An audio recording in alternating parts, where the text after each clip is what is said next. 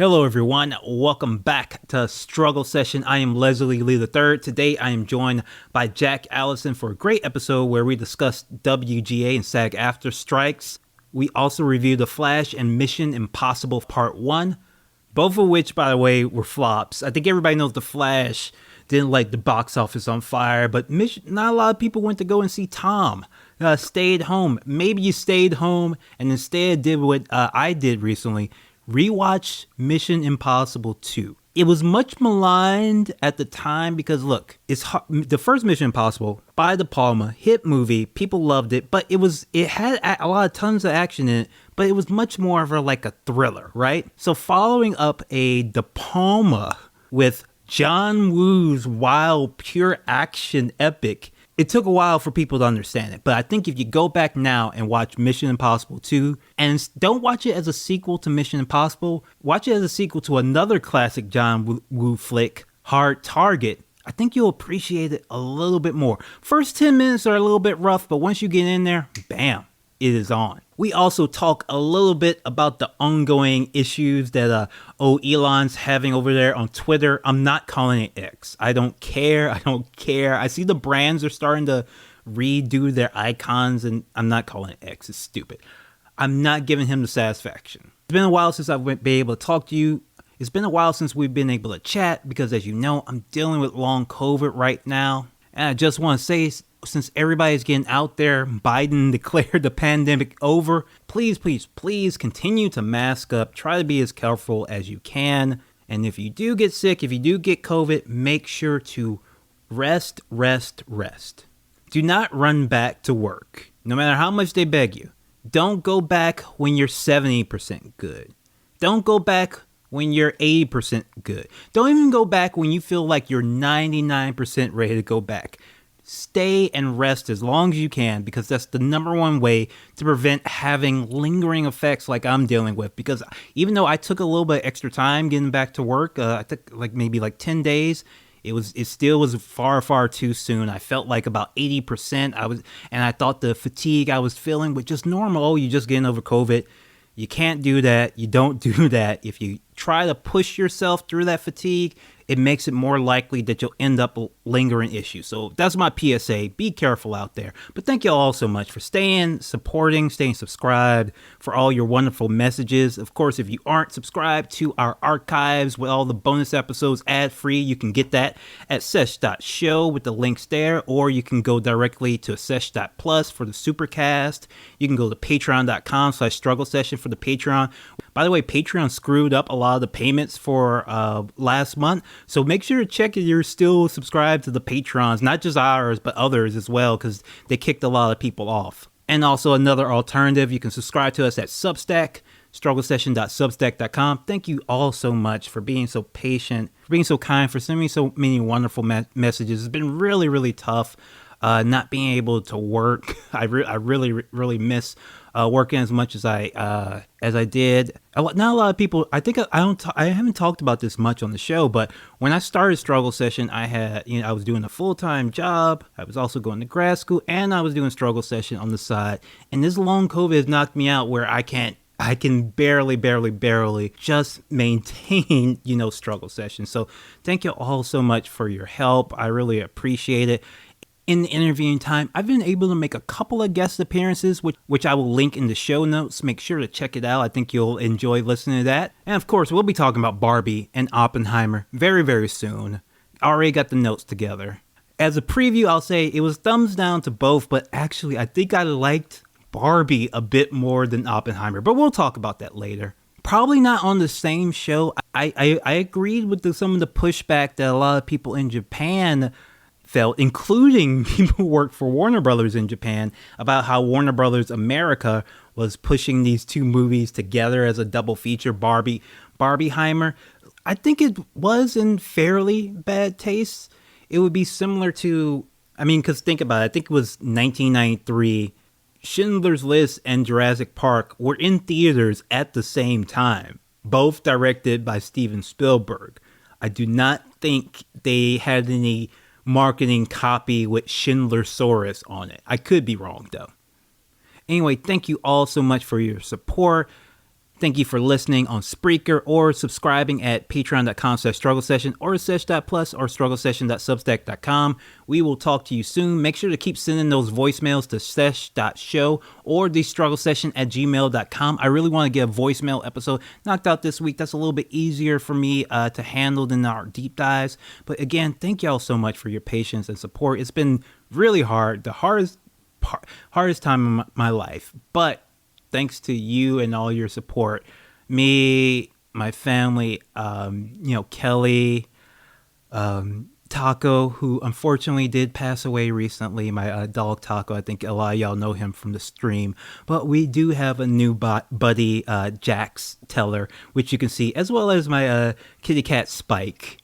You all have helped us continue to keep going, and we really appreciate it all so much. Thank you so much. On with the show. It's here. You hear what I'm telling you? In my mind, I created it. The future, I created it, and it's real. Don't you understand?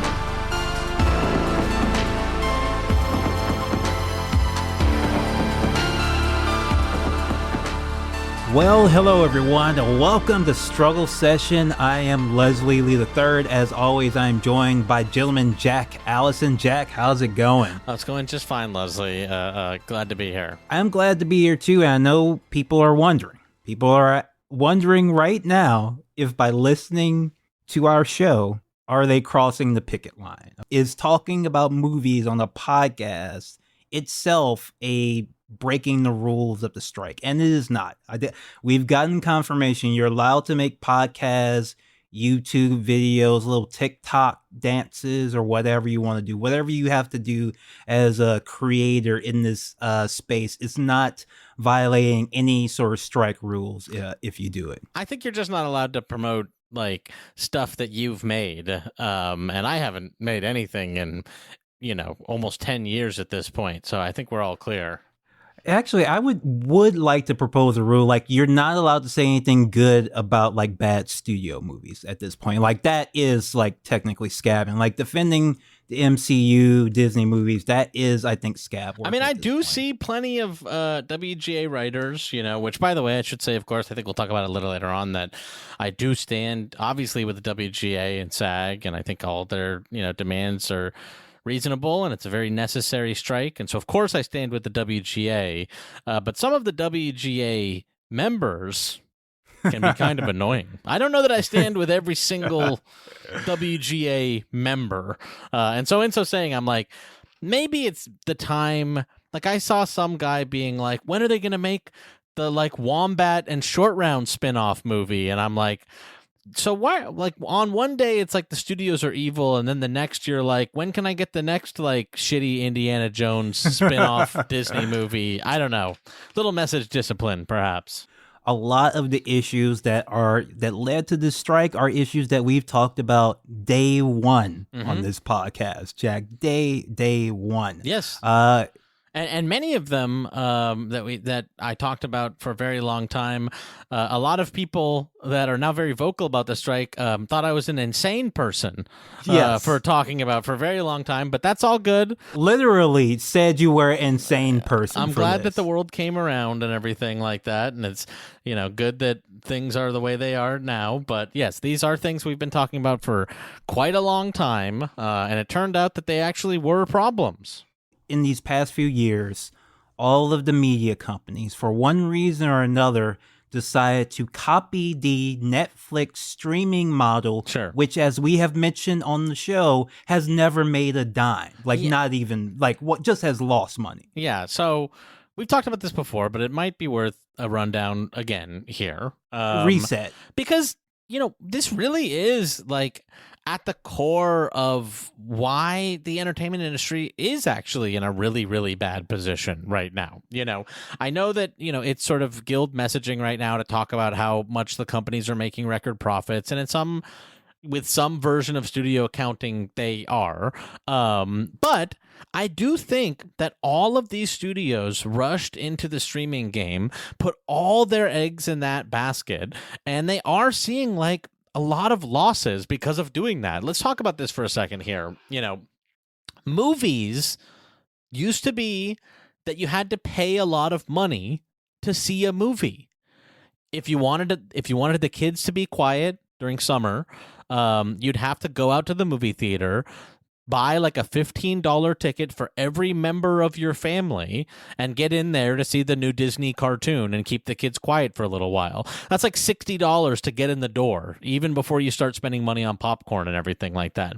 If you want to watch an old cartoon that the kids like, you have to either buy the DVD for $20 or you have to go rent it for like $5, or have cable with a premium channel subscription, or watch ads when you're watching it on like a regular cable channel. What did they do? Is they taught everybody in America that they should have access to every single movie that a studio has ever made for approximately $10 a month. And there's no putting that genie back in the bottle, like we talked about. Well, they're trying. We talked about that family going out to see Disney cartoon, to keep the kids quiet during summer. Now, parents know if there's a movie their kids are clamoring to see, they tell the kid, wait 40 days. How about any other cartoon that you've ever loved? How about we just watch that for 30 days until this new cartoon is going to be available for the same $10 monthly fee? We're going to have every member of the family watch this. Disney's only making $10 for the month. So yeah, I don't know. I think that, the whole thing about streaming is that it's tech comes to Hollywood, and the whole underlying ethos of tech is portraying success to boost your, stock market earnings when you're perhaps not actually as successful as you are. You undercut and taking on massive amounts of debt. Yeah, and the other thing is, it's like Netflix was taking on huge amounts of debt.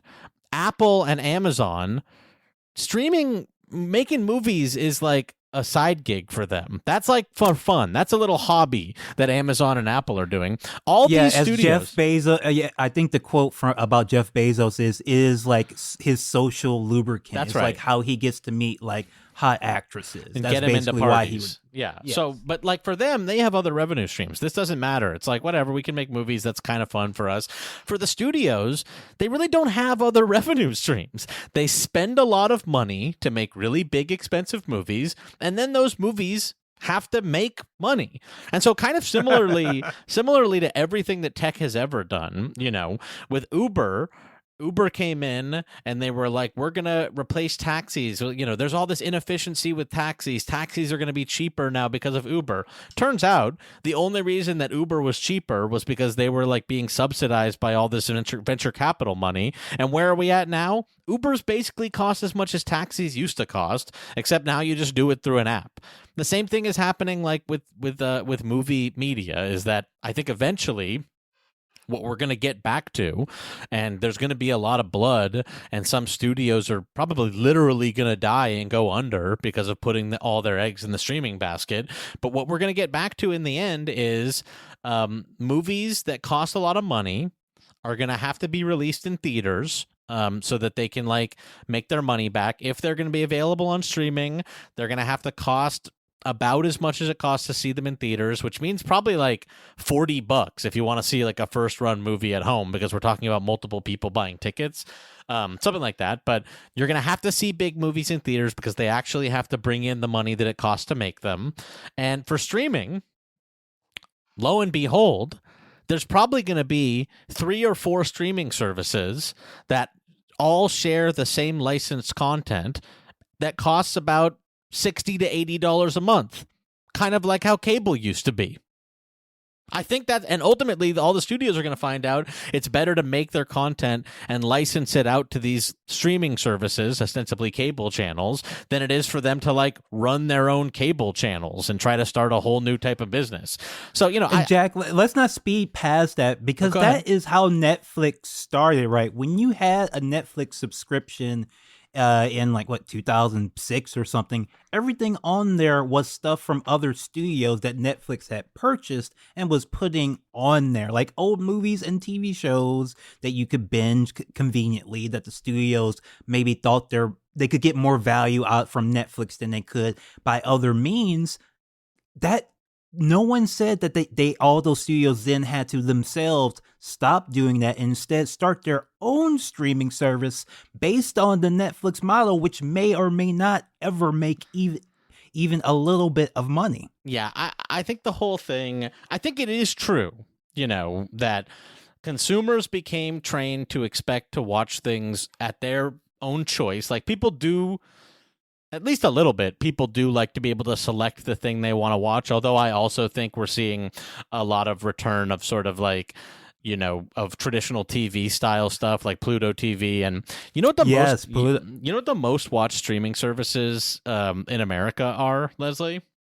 It's the ones with the ads on them, right? The ones that come bundled on television sets. Like if you turn on Vizio TV and it looks like cable, and they have like the Fear Factor channel and like the Deal or No Deal channel and shit like that. Like those are the most watched streaming services in America because they're just on the TV already. Yeah. Pluto, the Tubi. Yeah. Those are good shit. These ones that are built in. So I do think there's a return of kind of like just channel surfing type TV. But then I also think we are going to have, it's going to remain this sort of like Netflix style thing where you can scroll through a bunch of things and then choose the thing you want to watch. I just don't think it's going to be, Disney has their own, Paramount has their own. Why does I don't even think anybody wants to give a shit about what studio made a movie. You know what I mean? Right? Like this is the first time ever that we've even had to be aware of what studio made a movie in order to like watch the movie. So yeah, I don't know. I think that ultimately where streaming is going to shake out is it's going to be cable, but over the internet. And so, when there's going to be a lot of blood, some studios are going to die from it. And, but I also think, if we want to talk about the strike briefly, is that people's viewing habits have changed, and every time there's been a labor strike in Hollywood, all the previous strikes, it's been like a couple months, and then people at home start saying, like, where are my new episodes of Friends? You know what I mean? Like, it's only a couple months before people start being like, okay, I don't want to watch reruns anymore. And I do think the way that people watch TV now and the glut of TV that they produced over the last, 10 years or so has created a situation where where the studios can afford to let this strike go for a very long time. Because I think consumers all have like a big giant list of shows they've been meaning to get to, and nobody just watches linear television anymore. So no one's going to be like, what the hell? Why isn't nobody's watching Jimmy Fallon, so no one is beaten. There's near no one who's like, well, how come there's not new Jimmy Fallon episodes? Because a couple 100,000 people watch that show in the first place.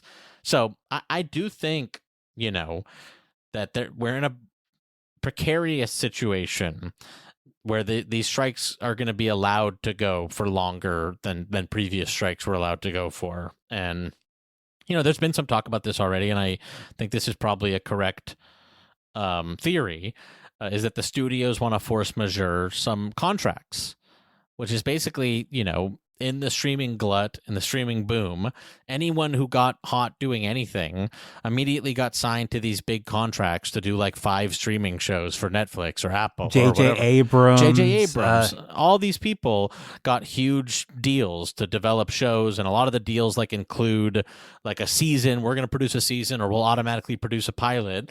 And all these contracts include force majeure, act of God. If no work is able to be done on this at no one's fault for over 100 days, we can void the contract. And I think the studios are very, very happy to get some of these contracts voided. And I think at least their interpretation is, that a strike like this will allow them to force majeure void a lot of these contracts. So I don't know. I do agree with the guild, and I think that I've been saying exactly this stuff for many, many years. You know what I mean? So, of course, I agree that entertainment has reached like an existential inflection point, where people aren't able to make a living doing these shows, and everything that the guild is saying is right. I just also worry at how much pain the studios are going to be able to endure, largely because people's viewing habits have changed.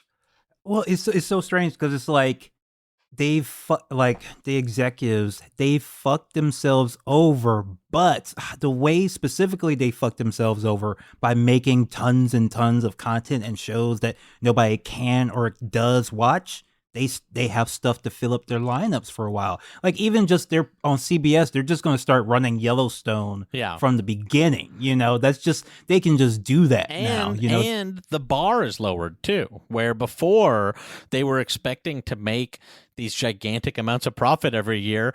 They're making much less profit now because they put all their eggs in the streaming basket. Now the goal is, so long as people don't cancel their $8 a month subscription, we're okay. You know what I mean? Like, because like the bar has been set far lower, which does, bode badly for people getting back to work in Hollywood. In my opinion, before the end of the year, I think it goes into next year, all this stuff. One thing I did want to pick up, because you mentioned something about getting the genie back in the bottle. One way the media companies are kind of turning back the clock is they're starting to take stuff off of the streaming apps, which we, again, have been talking about since day one. They were going to do it. The Disney Vault was going to come back. But now they're taking off shit that they've had up for like a month and a half. Sure. Like the Grease streaming series that they put out. Hold on a sec. I just want to say, is it possible that one got pulled out of embarrassment? I actually watched it. It's not bad. Like, it's as good as like a CW show about Grease would be. Like, there's no reason why they would bury it. Like, it's exactly the type of show that if it was on for like 3 years, but Willow getting I don't know about the Willow. The Disney shit is pretty bad. Yeah. But like some of these other networks, they have a lot of shows that actually aren't that bad and randomly are kind of good, like, or are stuff that people are interested in, like Boots Riley just put out an Amazon show. Nobody fucking has heard of it because they don't. Yeah. Amazon makes these shows and only advertises Lord of the Rings. Yeah, I mean, listen, and Jack Ryan. So I think that what we've been saying forever is correct. Like, you don't own anything when you are doing these streaming services. You're just like buying access to a library, which they can do whatever the fuck they want with it. There's also the thing with French Connection having, an unwoke scene cut out, which is like kind of weird, and I don't like that kind of stuff either.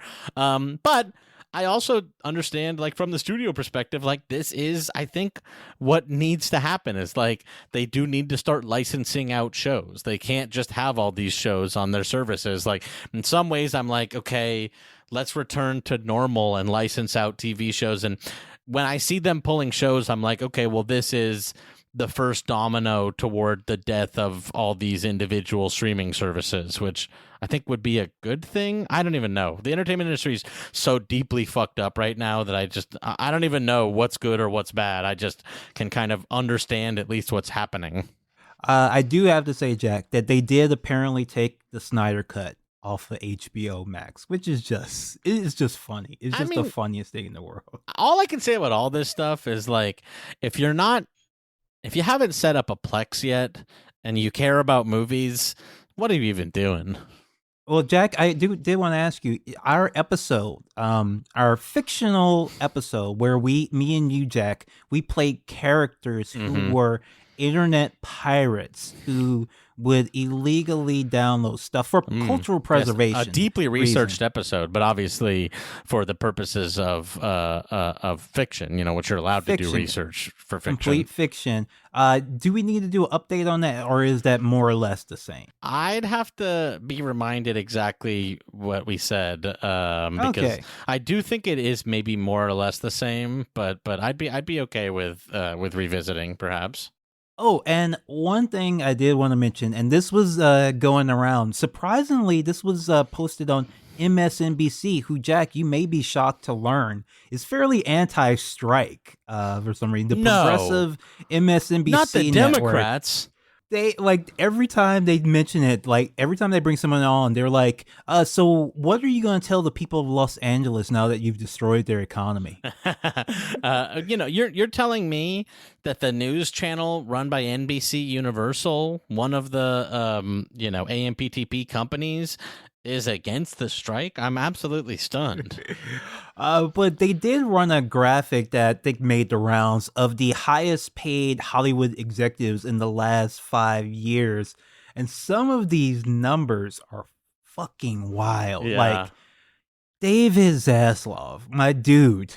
We've talked about him a lot on the show. $500 million, Jack. I mean, in some ways, obviously he's turned himself into a great, one of the great villains of Hollywood and everything. In some ways, I think that's kind of funny. I'm like, this man made investigation Discovery shows and I don't even know what the fuck they do on Discovery. Somehow bought Warner Brothers and then got them to pay him $500 million. I'm like, it's like insanity. I'm like, I don't know how. I don't even know. I don't even know how. America's a crazy fucking country, man. That's all I can say. This is a crazy fucking country. And the crazy thing is, now he spends his time now thinking about Batman. You know what I'm saying? That is literally his job. I could do his job. I don't think he could do our job, Jack. And we could probably do his. We'll get to it when we start talking about the Flash. But David's already made some bad moves. But Jack, this is one funny thing in wrestling world. David Zaslav is kind of seen as very positive, as a very positive figure because he Warner Brothers, of course, owns TNT and TBS, which airs AEW, and there's supposed to be a big AEW deal coming up, and they gave right before the strike, they gave AEW 2 more hours of television. David Zaslav, he has been talking about this. He wants more sports. He wants more live TV. He wants more stuff that doesn't have any kind of unions involved in it whatsoever. Professional wrestling is one of those things. Pro wrestling fans like him. Maybe if they hold out on the strike long enough, they might be able to make some movies without unions. And number 2 on that list, again, sticking in the world of pro wrestling because he recently bought WWE somewhat. Ari Emanuel, $346 million. Yeah, that's a lot of commissions. That's a big 10% right there. My favorite though is the $200 million to Bob Iger. Yeah. Oh, Bobby Iger. People, I like sharing this periodically, and this is a fact you told me, Jack, about Solo. Oh, sure. And the reason that Solo got greenlit, and of course, Solo was a disaster. They essentially ended up shooting it twice, spending $300, $400 million on it. And it ended up being the first Star Wars movie to actually bomb. Some people blame it for essentially Star Wars turning into a web streaming series. So a disastrous decision made by Bob Iger because of the scene. Lord and Miller talked about in an interview, because they got fired from it, that there was a scene that Bob Iger during the pitch was so delighted by that they tried to shoot tongue-in-cheek, and it hastened them getting fired because he actually loved the scene and didn't want it to be tongue-in-cheek. And so apparently one of the things that sold Bob Iger on the young Han Solo, spin-off movie written by Lawrence Kasdan and young Lawrence Kasdan was the scene where a TSA agent gives Han Solo his last name because he's alone at the airport at that moment. Yeah. So what's your last name? Don't have one. Who are your people? I don't have any people. Solo. We'll call you Solo. Bob Iger's a really funny character because he's currently in, and I love to see this kind of thing, he is having his Icarus moment. He very cynically and hilariously, because he was given some insider elite information about how bad COVID was going to be, quit being the CEO of Disney a month before COVID popped off. got out of there because he was like, I'll have taken Disney to the highs of the highs. I shepherded them through purchasing Marvel and purchasing Star Wars and huge income. Quit because he was like, whoa, COVID's about to fuck up the entire business. I don't want to like be the CEO who also, cratered the company. Let Bob Chapek like handle all the downside, then came back in when COVID, publicly is kind of on the wane. And because he's doing in his little Icarus moment, Disney is still failing, and he's having to deal with this union stuff where like he was a beloved guy. They were talking about him running for fucking president. Oprah was like, I want Bob Iger to run for president. Now he's going on CNNBC and saying like stupid shit, and is like becoming a hated person, by anyone who's got a brain, which for many years Bob Iger was thought of as like in very positive terms. And so I think we are witnessing Bob Iger's Icarus moment because of his return to Disney. Hear this insane speech quote from him when talking about the strike. He says, "It's very disturbing to me. We've talked about disruptive forces on this business and all the challenges we're facing. The recovery from COVID, which is ongoing, is not completely back. This is the worst time in the world to add to that disruption." I mean, he was roundly caught a lot of trouble for that, and it's a silly fucking thing to say on CNNBC when you're theoretically in the middle of negotiations, which are ongoing but not actually ongoing since the AMPTP won't sit back down to negotiate. I don't know. I just like to see him have his Icarus moment from being so beloved by every dodo-headed person in the world. And I just like to see it. All right, so moving on to another Icarus moment. Jack, you saw The Flash, yes? I mean, yeah, I'm one of the few. I'm one of the select few who went out to a theater to see The Flash. Most of America did not join me, but I did go see The Flash. Yeah, and it is already on digital already. But that was it was an Icarus moment. It really because I think we've been talking about The Flash for a while on the show because Warner Brothers has been talking about The Flash for a while. The Flash had been in development since 2013, 10 solid years. It had gone through 3 or 4 directors, several iterations of the script. It originally was supposed to be like a small spin-off movie, a solo story with Flash and Cyborg, where they were going to be taking on like corrupt cops or something in like the city, like a real kind of side, superhero story. And now it ballooned into this kind of glossy, gooey, Play-Doh-y monstrosity where they're bringing back like nasty ass CGI Christopher Reeve and a terrible looking Nick Cage Superman, and you have 15 different Batmans.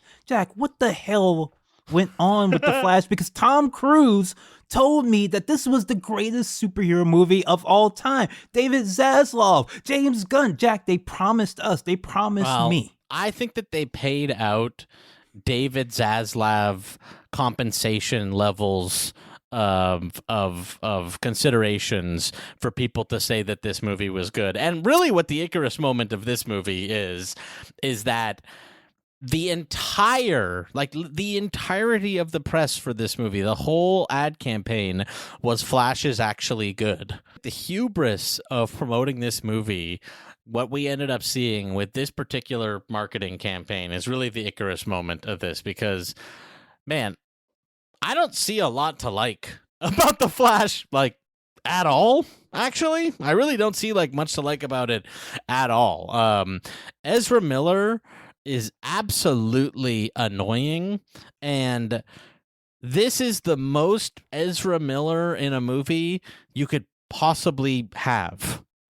Most of the scenes are just Ezra Miller talking to Ezra Miller. Yeah, it was such a strange decision, and they specifically talked so much about how Ezra Miller just nailed this performance, just killed it. And like, yes, they're a terrible person in the real world, but also they're not a movie star yet.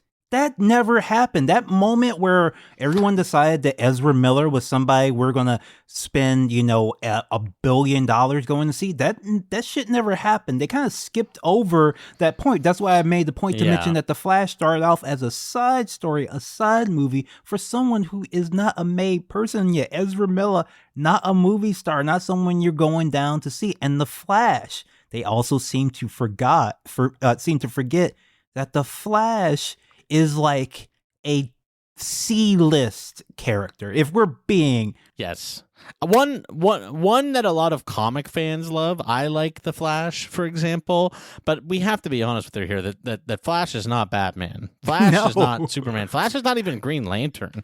But and so Ezra, completely annoying throughout the movie, really the only person in the movie who has any character at all.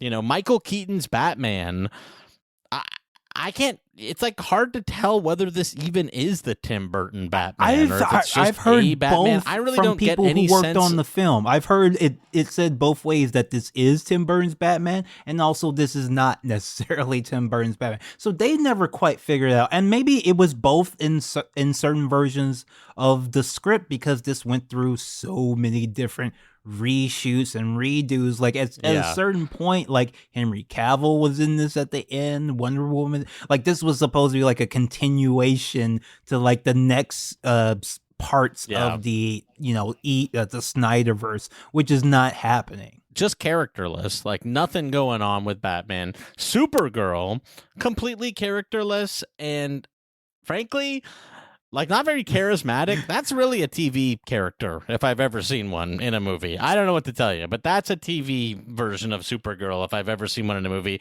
And, I think you made this point a lot too. I was actually astonished at how bad the special effects were in this movie. I was really shocked to be in a movie theater, especially the stuff where like Flash is traveling through time and we see these kaleidoscopic, things of like, and the CG people just looked fucking horrible. Like the effects were astonishingly bad. And, I've seen your side-by-sides, with stuff from the CW shows. And yeah, honestly, I think the CW shows, when you look at them side by side, look a lot better, because first of all, the CW shows, they have to shoot real people in a real space with real lights on real costumes, right? That doesn't happen in The Flash, like, ever, I think. Like, it's all, like, CGI costumes and stuff in all these fake spaces. So, like, in the Flash scenes where they show they have, a big scenes where they have big battles, they actually go out somewhere in, I don't know, fucking Toronto or Atlanta, out to a field, they get a few extras, they actually are in a real space and they're actually fighting in real costumes that look so much better than pretty much any CGI costume is going to look, even if it's made like a lot cheaper. Like when you just look at these two things side by side, it's like amazing that The Flash, they claim it costs $220 million, right? But I actually got word that it costs significantly more than that. And I had suspected it, because if this movie only costs like $200 million, they probably wouldn't have spent so much time and time trying to convince everyone that it was the greatest superhero movie of all time. I knew it had to cost way more than that. I mean, it's been in development for 10 years, okay? They couldn't make anything you can't make anything in Hollywood over 10 years for less than $300 million. I don't think. So yes, somebody told me that they were like an assistant somewhere, and they were handling literally the receipts. And at that point of the movie, of the reshoots of the movie, they had already spent about $330 million on it. And that was, they still had a few more months to go. So this was an incredibly expensive movie, so expensive they don't even want to talk about it. We actually didn't mention, when we were talking about the strike, one of the big issues is that the unions want to see the actual streaming numbers, which none of the networks or companies ever want to show anybody.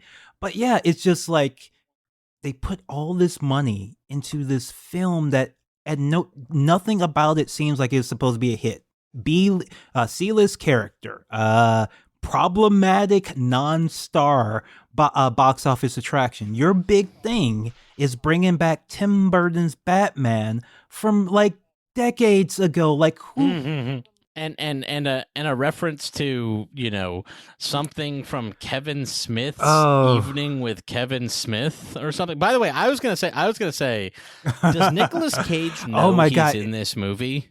Does Nicolas Cage has Nicolas Cage spoken about this movie? Does Nicolas Cage know that there's Nerd. He's like a real fan. Like I know he's been in a couple of shitty comic book movies, but he put more effort into Ghost Rider 2 than they put into The Flash.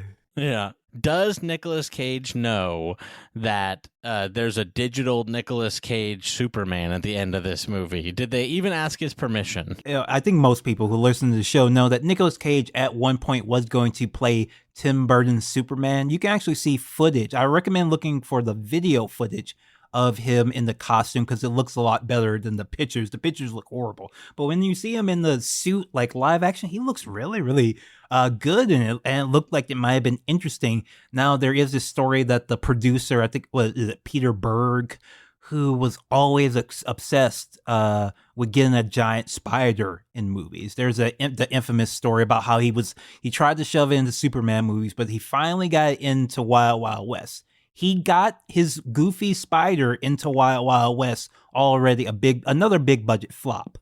What do the creators of this movie, The Flash, do when they have access to the entire catalog of Warner Brothers portrayals of characters, and they have a chance to put the Nicolas Cage Superman on the screen? They put him on screen fighting the giant spider, the stupid shit that they did not want to have in the movie, as opposed to doing absolutely anything that might have been cool.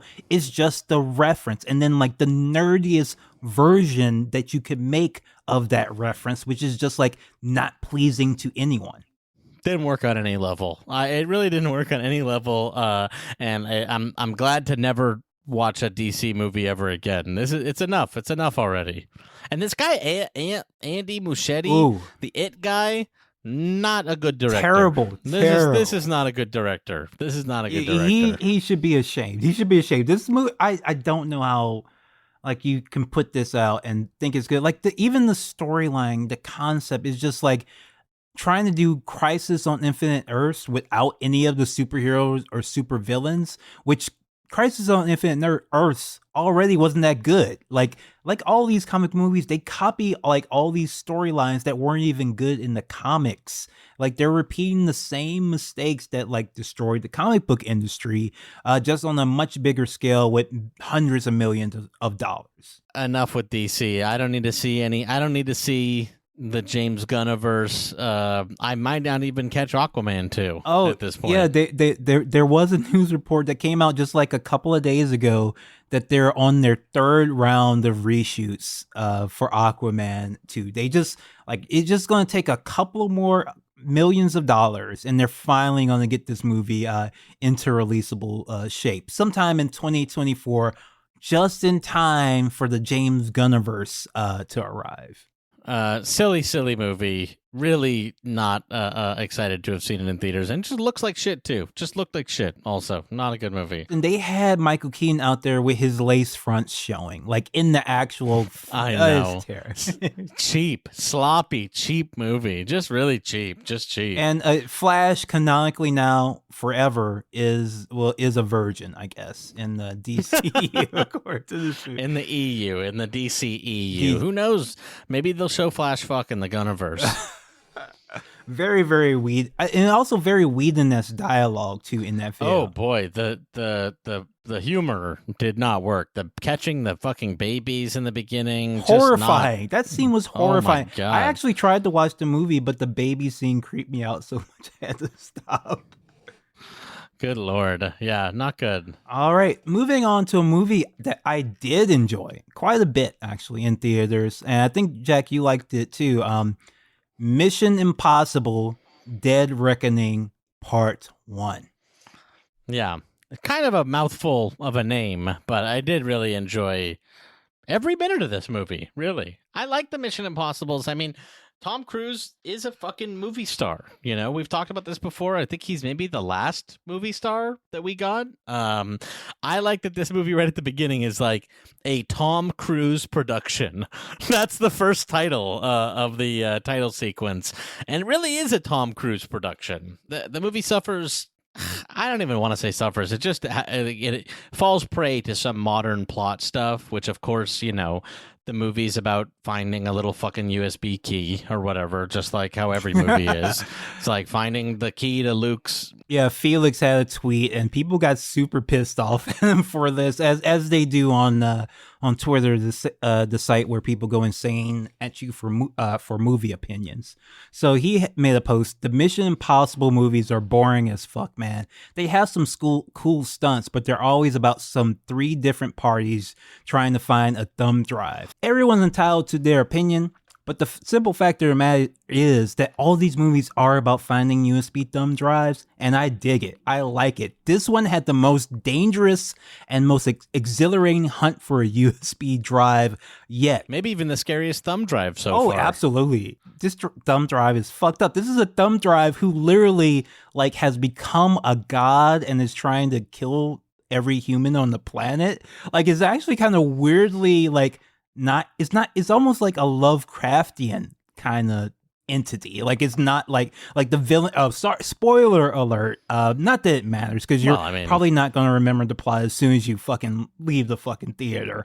But yeah, this one I really enjoyed it. Like yes, the plot is the same convoluted plot they always do, but the villain, I like the concept of the villain. Maybe it's a little bit too sci-fi horror-ish for a movie starring Tom Cruise that's about Tom Cruise beating people up, but it is appropriate for this movie if you view it as a Metal Gear Solid movie, which I think is very, very fair. Clearly, the several Mission Impossible movies have been influenced by video games, including the Uncharted series. There's plenty of Uncharted in this one too, but there's also a lot of Metal Gear, especially like that opening desert action scene. That's just Snake and fucking the Quiet taking out some mercs out in Afghanistan, basically. The plot of these movies, whatever. It really is secondary. You know what I mean? Like, we're just really stringing together set pieces, and I'm not sure anybody's doing set pieces better than Tom Cruise and Christopher McQuarrie right now. I think that they're the best at it at this current moment. The final set piece with the train, where I know they really crashed a real train, and then they're climbing up the train. Yes, it's Uncharted inspired, but it's like an hour-long sequence at the end of the movie, the whole thing with the train, and it fucking works. And I don't know if you saw Indiana Jones, but Indiana Jones is... What I thought was interesting, actually, about Mission Impossible was Fast 10 and Indiana Jones both have very, very similar set pieces to Mission Impossible, and it's insane how much better executed the sequences in Mission Impossible are. You know, we have a car chase scene in Rome 1,000 times better in Mission Impossible than Fast 10.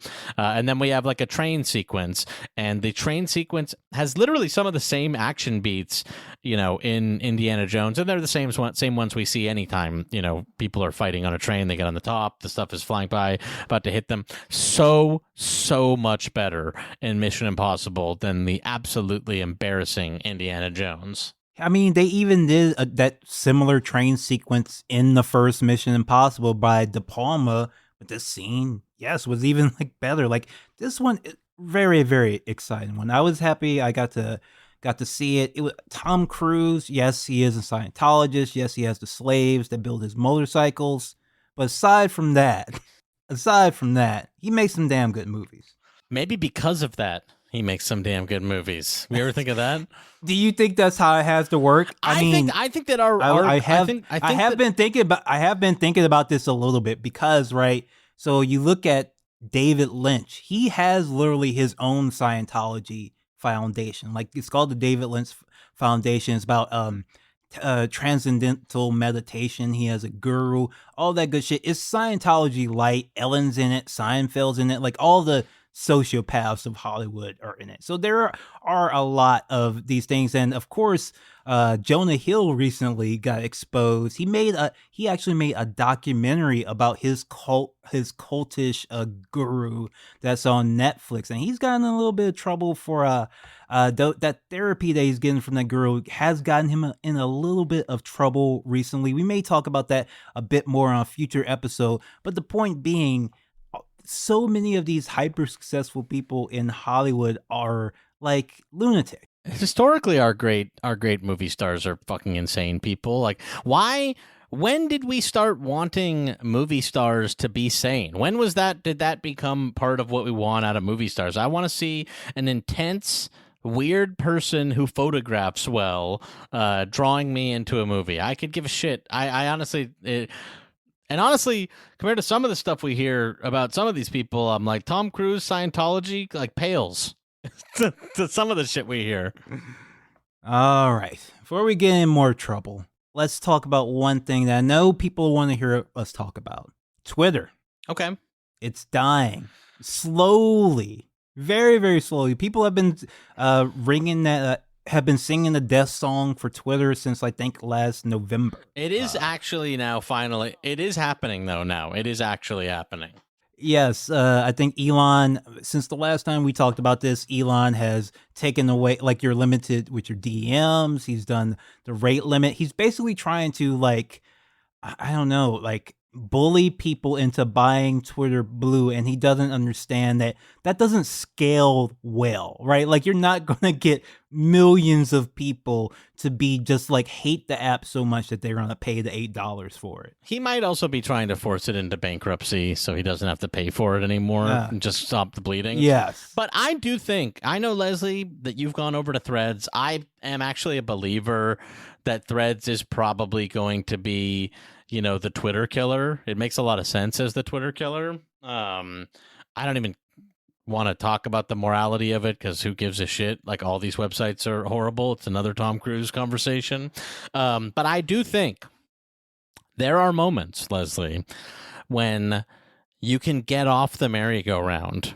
If you were on MySpace and you had never signed up for Facebook, you would have had that. That's an inflection point when you could have got off the merry-go-round. Eventually, even if you're addicted to MySpace, it would have died, you know, without you even having to do anything, you know? If you were on Facebook and you never signed up for Twitter and Instagram, you would have gotten off the merry-go-round. Yes, Facebook is still going, but it's like dead. No one's really talking on it. And even if you make yourself look at it every day, you'd be like, well, nothing's really going on here. We're now at one of these inflection points again. If you are on Twitter, Instagram, and you don't sign up for Threads, TikTok, you have this chance to get off the merry-go-round. I'm taking it. All respect to anyone who wants to stay on the merry-go-round. I get it. I get why we want to be part of the conversation. I get why there's even benefits to this kind of thing.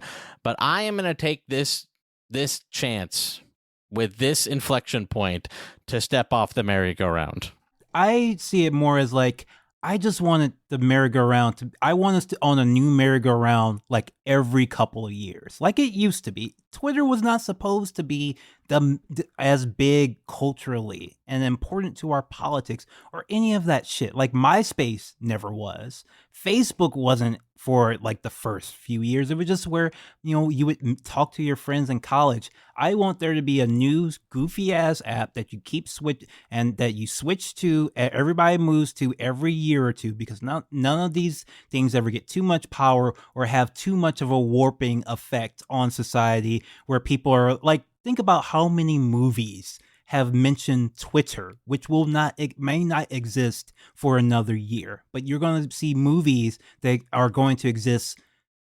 I was going to say forever, but given our earlier conversation, maybe not. But forever on your Plex drive that are so much about Twitter. And I just don't want that to ever happen again. I don't think people are ever going to get off of social media, but I am rooting for Threads so that Threads gets hot for now. And then there's some new hot shit later. And then Zuck ends up embarrassed and losing, just like Musk, just like he was before when everybody left Facebook for Twitter. I'm with it. I think it'd be nice to be on news sites all the time. I'm even an advocate for more than one website existing. Let's get back to maybe Yes, more than that would be nice as well. more than 5 websites that anyone ever goes to would kind of be a nice thing. But certainly with this social media, at least for this round, I'm taking this opportunity. Twitter, the muscle memory of my hand still makes a new tab and types in TW and loads up the horrible website. And I am gratified to see every time that my hand betrays me by doing that, that it seems to be deader and deader by the day. And I just hope that trend continues. All right, folks, that was Struggle Session. Thank you so much for listening. Make sure, if you haven't yet, to like and subscribe on all the apps and places. You can get this our episodes and bonus episodes ad-free at patreon.com/struggle session or sesh.plus or strugglesession.substack.com. Thank you so much for listening and all your support. Have a good one. Later.